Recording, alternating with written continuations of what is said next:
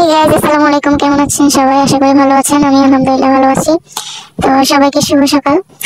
দেখতে পাচ্ছেন সকালবেলা আম্মু চিতই পিঠা বানাচ্ছিল। আম্মু যখনই চিতই পিঠা বানাই আমার একদম মানে শীতকালে চিতই পিঠা বানালেই আমার আগের কথা মনে পড়ে যায়, ছোটবেলার কথা। যখন আমি ছোট ছিলাম, ঘুম থেকে উঠতে যেতাম না সকালবেলা, মুক্তবে যাওয়ার জন্য সবাই টেনে টেনে তুলে দিতে, এরপরে মুক্তবে চলে যেতাম। ওখান থেকে এলে দেখতাম যে আম্মু পিঠা বানাচ্ছে আর ভাইয়ারা আর বাবা সহ সবাই একসাথে বসে পিঠা খাচ্ছে।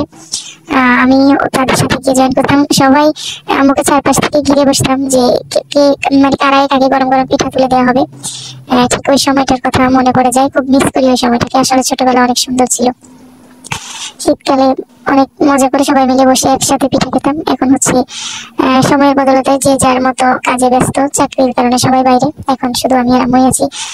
তো ওই সময়গুলোকে খুব মনে পড়ে। এখন পিঠা খেতে বসলে আর মানে ভাগাভাগি করে নেওয়া লাগে না, কি যে কারাই কি গরম গরম পিঠা খাবে। তো এখানে আম্মু পিঠাগুলো তুলে দিলে আমাকে দিচ্ছিল, আর আমি টেস্ট করছিলাম যে কেমন হয়েছে।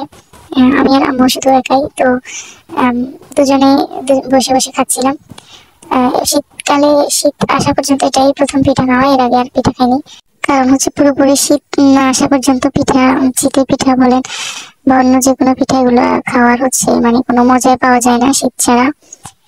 তো খাওয়া দাওয়া করে আমি একটু দরজায় চলে এসেছি, একটু যেহেতু সকালের মিষ্টি রোদ, একটু রোদে হাঁটতে।